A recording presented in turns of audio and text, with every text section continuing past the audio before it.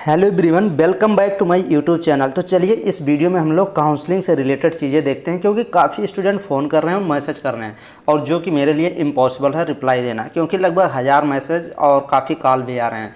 तो चलिए इस वीडियो के माध्यम से आप लोग सब चीज़ समझ पाएंगे, क्योंकि काफ़ी स्टूडेंट ये चीज़ पूछ रहे हैं ना कि क्या मैं फ़र्स्ट राउंड अगर काउंसलिंग कराता हूँ तो सेकंड राउंड में पैसे कितना लगेंगे, फर्स्ट राउंड कराते हैं तो सेकंड राउंड में हमको पार्टिसिपेट करने का मिलेगा कि नहीं, काउंसलिंग मिलेगी कराने की नहीं। तो काफ़ी क्वेश्चन फर्स्ट राउंड और सेकंड राउंड के ऊपर काफ़ी क्वेश्चन है। तो चलिए क्लियर करते हैं। देखिए अभी आपका राउंड फर्स्ट जो होने जा रहा है, राउंड फर्स्ट काउंसलिंग, हम लोग बात कर रहे हैं यूपी बीएससी नर्सिंग जो आपका अटल बिहारी के थ्रू अभी एंट्रेंस एग्जाम हुए हैं बीएससी नर्सिंग 2023 की। ये देखिए, तो देखिए इसकी counselling process, entrance exam complete हो गया है और अब काउंसलिंग की बारी है। काउंसलिंग आपका फर्स्ट राउंड की जो काउंसलिंग स्टार्ट होने वाली है, ये स्टार्ट आज से ही स्टार्ट हो जाएगी। 16 तारीख आज ही है, तो आज स्टार्ट हो जाएगी, लेकिन अभी लिंक एक्टिव नहीं हुआ। देखिए 3-4 बजे तक लिंक इनके एक्टिव हो जाएंगे। तो ये चीज़ प्रोसेस है, आज से 16 तारीख से इसके हैं। देखिए आप रजिस्ट्रेशन साथ में कर सकते हैं और साथ में आप चॉइस फिलिंग भी कॉलेज भी लॉक कर सकते हैं। और ये देखिए आप रजिस्ट्रेशन लास्ट डेट तक इंतज़ार मत करिएगा, 17-18 तारीख तक तो आप लोग करा ही लीजिएगा जितने भी स्टूडेंट हैं। 17, 18, 19, 20, 21 तो मत जाइएगा, 18, 19, 20 तक आप कंप्लीट होने ही चाहिए। तो ये आप देख लीजिएगा। और फिर उसके बाद चॉइस फिलिंग, ये देखिए एंड 22 तारीख तक आप नहीं कर पाएंगे, रजिस्ट्रेशन 21 तारीख तक कर पाएंगे, 16 से लेके 21, और जो कॉलेज चूज करेंगे 16 से लेके 22 तक कॉलेज भी चूज कर सकते हैं। फिर आपको सीट अलाट हो जाएगी, 25 तारीख का आपका रिजल्ट आ जाएगा। फिर आप जो कॉलेज आपको एडमिशन, जो कॉलेज अलाट होगा उस कॉलेज में आपको एडमिशन लेना है। एडमिशन की डेट देख लीजिए दी गई है 26 से लेके 5 जुलाई तक। आप 26 जून से लेके आप 5 जुलाई तक आप जाके उस कॉलेज में एडमिशन लेंगे। तो ये पूरा प्रोसेस है, फिर सेकेंड राउंड काउंसलिंग शुरू होगी।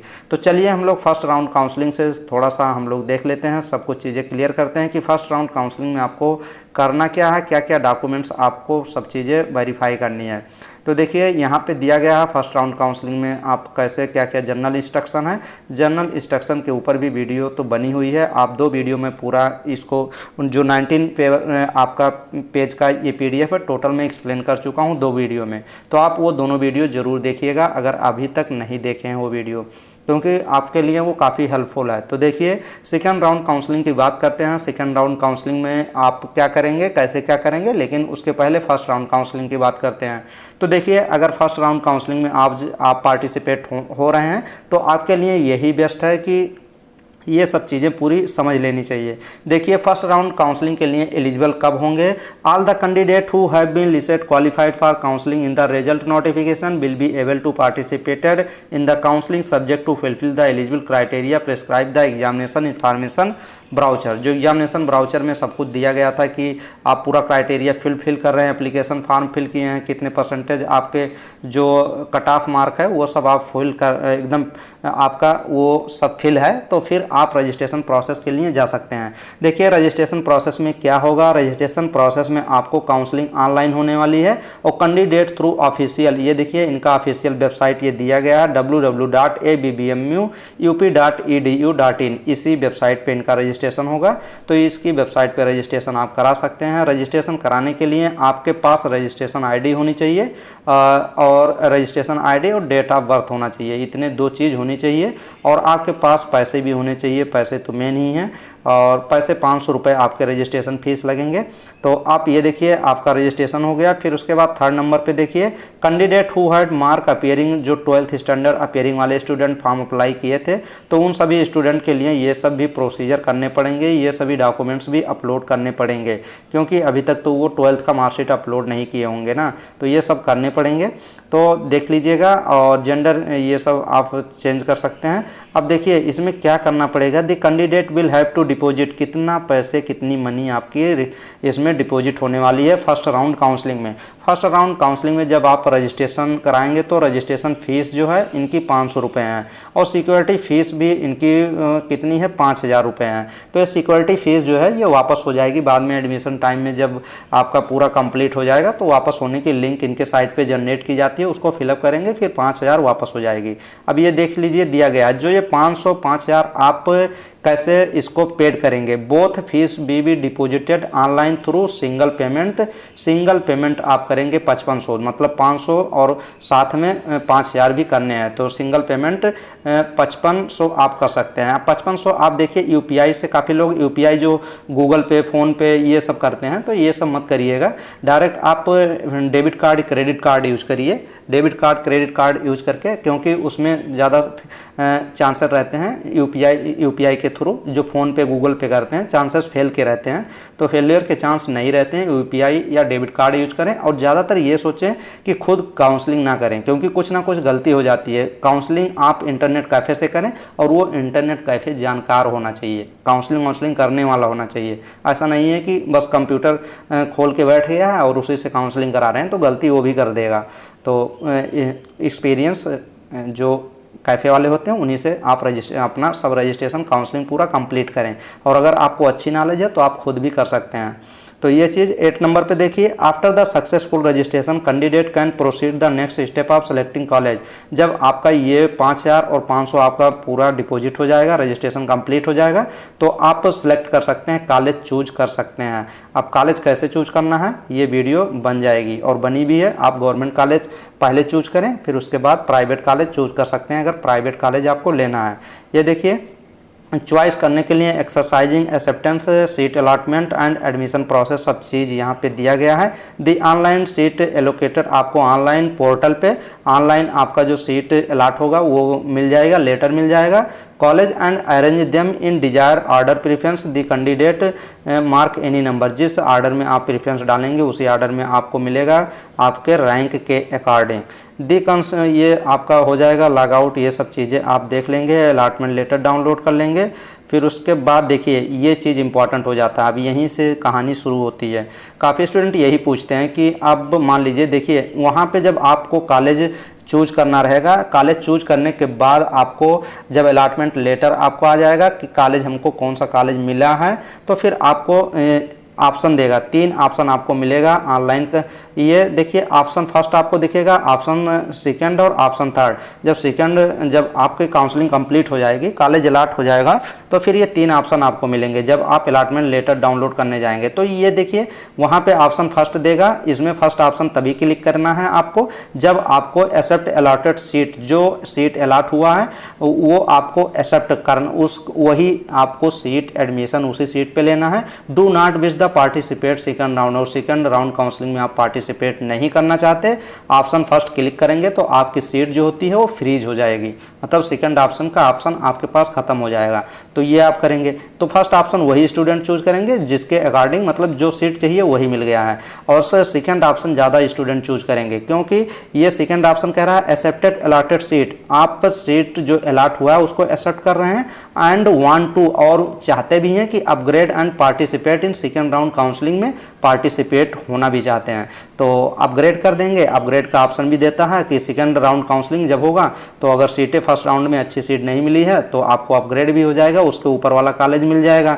मान लीजिए आप जब कॉलेज चूज करेंगे तो 8वें नंबर पे कोई कॉलेज चूज किए, कोई 9वें नंबर पे, तो जो 9वें नंबर पे कॉलेज आपको मिला है अपग्रेड अगर होता है तो 8वें पे चला जाएगा, 8वें पे भी जा सकता है, 7वें पे भी जा सकता है, आपके रैंक के वाइज होता है, ऊपर ही जाएगा नीचे नहीं अपग्रेड होता है। तो और थर्ड ऑप्शन देखिए क्या कह रहा है, decline allotted seat in want to participate in round second. अगर मान लीजिए किसी स्टूडेंट को कोई सीट मिल गई और वो सीट लेना ही नहीं चाहता है, सेकंड राउंड में डायरेक्ट जाना चाहता है, तो वो डिक्लाइन करेगा, लेकिन डिक्लाइन आपको करना ही नहीं है। डिक्लाइन क्यों करना है, जब सीट मिल गई है तो आप अगर सेकंड राउंड में जाना है तो अपग्रेड करिए, डिक्लाइन मत करिए। डिक्लाइन करेंगे तो वो सीट जो अलॉटेड हुई डिक्लाइन सीट वो भी सीट चली जाएगी और आप सेकंड राउंड में डायरेक्ट जाएंगे, सेकंड राउंड में कोई पता नहीं मिलेगा कि नहीं मिलेगा। तो ये सब इंपॉर्टेंट लिंक ये देख लीजिए, अगर आप ये पूरा पैसा नहीं जमा करते हैं, failure to log in and selecting option of seat allocation within the date and time, जो टाइम पीरियड दिया गया था उसी के टाइम पीरियड में सब कुछ करने हैं।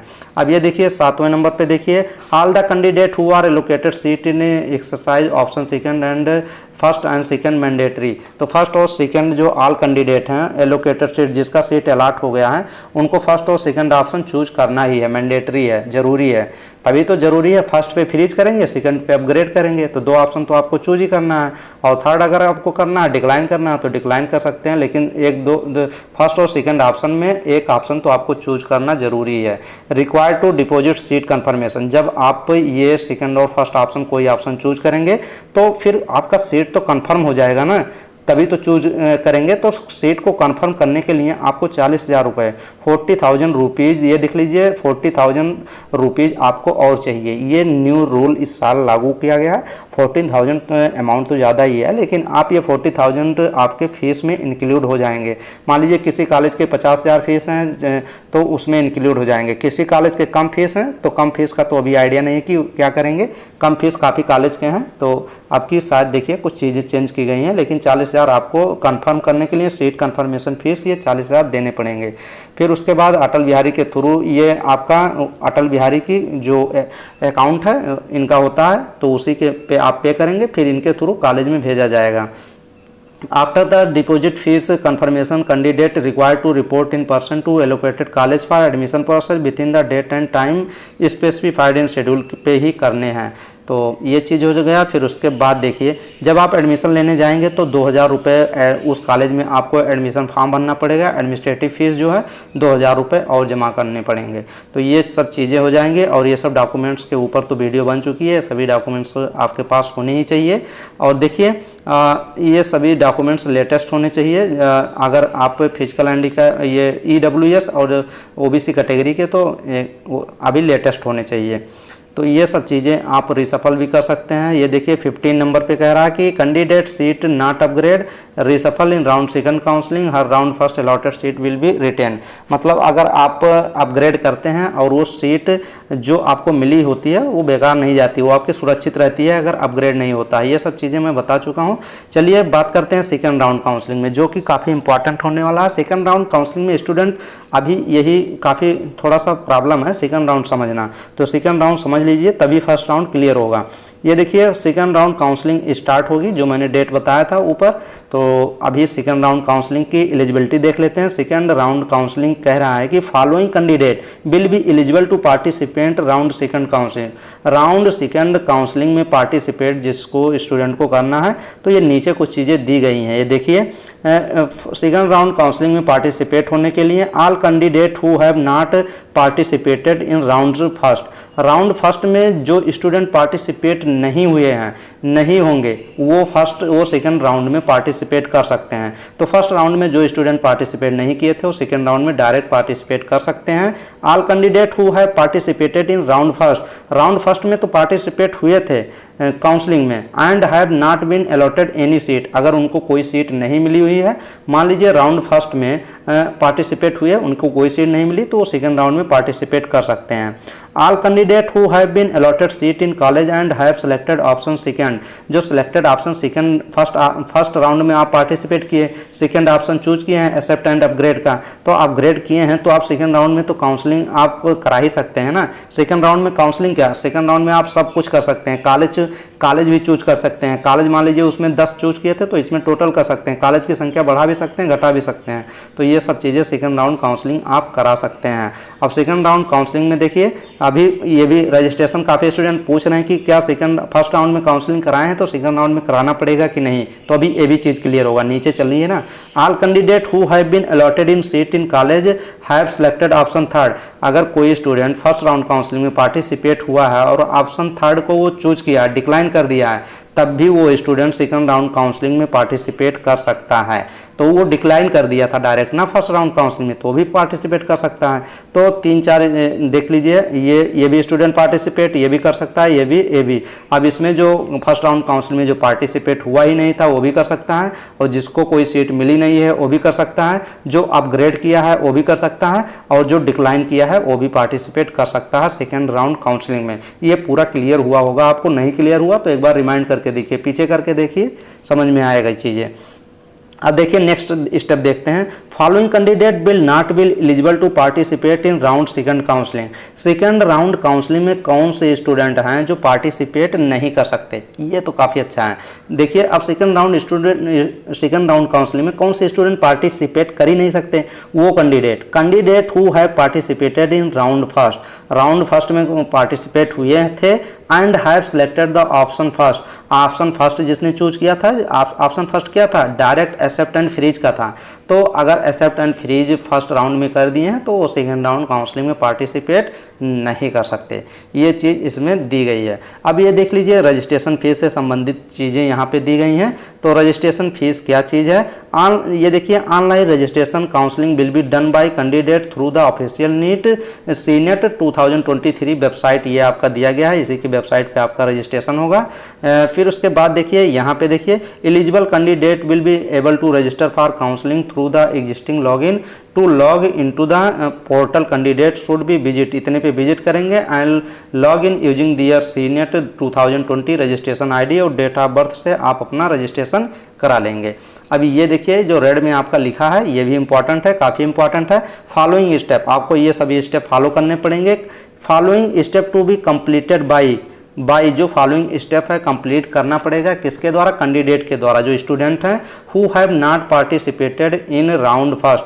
अगर मान लीजिए राउंड फर्स्ट में आप पार्टिसिपेट ही नहीं हुए थे राउंड फर्स्ट में, तो आप राउंड सेकंड में तो पार्टिसिपेट हो सकते हैं ना, लेकिन होने के लिए ये सब आपको क्राइटेरिया फॉलो करने पड़ेंगे। कौन कौन से क्राइटेरिया, ड्यूरिंग रजिस्ट्रेशन के दौरान ऑल प्राइमरी इंफॉर्मेशन लाइक जैसे आप name, father's name, mother's name, date of birth, sub category, address automatically pre filled तो आप पहले से फिल ही किए हैं, सबमिट किए हैं, तो वो तो हो जाएगा, लेकिन आपको क्या करना पड़ेगा, रजिस्ट्रेशन तो करना ही पड़ेगा। और वो कैंडिडेट जो अपीयरिंग स्टूडेंट हैं तो वो उन सभी को ये सभी चीज़ें आप फिलअप करनी पड़ेगी। और देखिए 4th नंबर पे ये सभी डॉक्यूमेंट्स भी लगेंगे। और देखिए ये कह रहा है कि candidate also update the gender information, वो भी चेंज कर सकते हैं। 6वां नंबर देखिए the candidate will have to deposit, तो अगर फर्स्ट राउंड काउंसलिंग में वो पार्टिसिपेट हुए ही नहीं थे तो उनको नॉन रिफंडेबल जो रजिस्ट्रेशन फीस है, रजिस्ट्रेशन तो करना ही पड़ेगा, 500 रुपये लगेंगे। और सिक्योरिटी आपकी काउंसलिंग सिक्योरिटी फीस 5000 तो लगेगी, तो टोटल दोनों मिला के साथ में आपको 5500 रुपये तो जमा ही करने पड़ेंगे। और ये देखिए ये भी रेड वाला जो लिखा है ये भी इंपॉर्टेंट है, following step to be completed by candidate who have participated in round first of counselling. Following step आपको फॉलो करने पड़ेंगे उन कैंडिडेट को जो पार्टिसिपेट हुए थे काउंसलिंग फर्स्ट में, जो स्टूडेंट पार्टिसिपेट किए थे वो भी स्टूडेंट तो सेकंड राउंड काउंसलिंग में पार्टिसिपेट अगर करते हैं तो उनको ये सब क्राइटेरिया फॉलो करनी पड़ेगी। क्या क्या क्राइटेरिया है यही इंपॉर्टेंट है। तो अगर आप फर्स्ट राउंड काउंसलिंग में पार्टिसिपेट होने जा रहे हैं तो देखिए the candidate will have to deposit in 500 रुपये as counselling registration fees non refundable online accept. देखिए 500 तो आपको रजिस्ट्रेशन कराने पड़ेंगे, लेकिन एक्सेप्ट उन कैंडिडेट को नहीं कराना पड़ेगा रजिस्ट्रेशन, वो candidate who have registered for round first and have not been allotted any seat. अगर आप फर्स्ट राउंड में पार्टिसिपेट कर रहे हैं, अगर कोई सीट आपको नहीं मिल रही है तो आपको दोबारा रजिस्ट्रेशन कराने की आवश्यकता नहीं पड़ेगी। अच्छे से दिया गया है, आप समझ लीजिए ये चीज़। अगर फर्स्ट राउंड में पार्टिसिपेट करते हैं सीट नहीं मिलती है तो सेकंड राउंड में आप पार्टिसिपेट कर सकते हैं, रजिस्ट्रेशन कराने की कोई आवश्यकता नहीं है। ये देखिए candidate required to deposit security fees of inner, और 5000 रुपये किस स्टूडेंट को, सब देखिए 5000 रुपये जो है आपकी भी नहीं जमा करना पड़ेगा। तो 5000 रुपये किन किन स्टूडेंट को जमा करना पड़ेगा, 5000 रुपये जो स्टूडेंट को जमा करना पड़ेगा जो फर्स्ट राउंड काउंसलिंग में पार्टिसिपेट हुए नहीं थे। तो देख लीजिए दिया गया है candidate required to deposit security fees 500 accept, किस किस स्टूडेंट को 5000 दोबारा नहीं डिपॉजिट करना पड़ेगा सेकंड राउंड काउंसलिंग में, तो ये दिया गया है। The candidate who have accepted, जो accepted and completed the admission process of round first, जो स्टूडेंट करके आएंगे तो 5000 दोबारा देनी पड़ेगी, नहीं देनी पड़ेगी। अगर रिजेक्टेड करके आते हैं तो 5000 तो दोबारा देनी पड़ेगी और 500 रुपये भी देनी पड़ेगी अगर सीट छोड़ के आते हैं।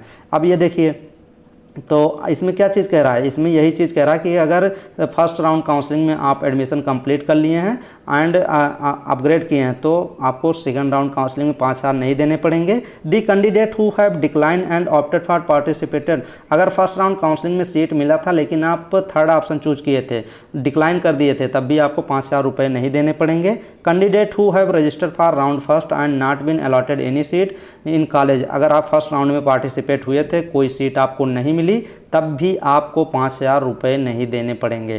तो ये सब चीज़ें आपको देख लीजिएगा, अच्छे से समझ में सब चीज़ें आ जाएंगी।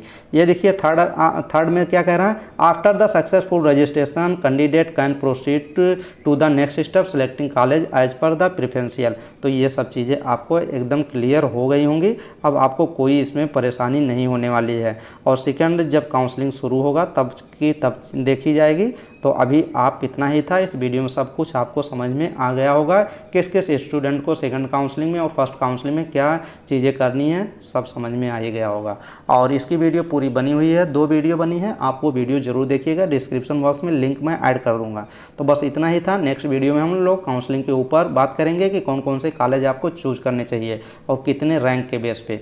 चलिए नेक्स्ट वीडियो मिलेंगे, थैंक यू।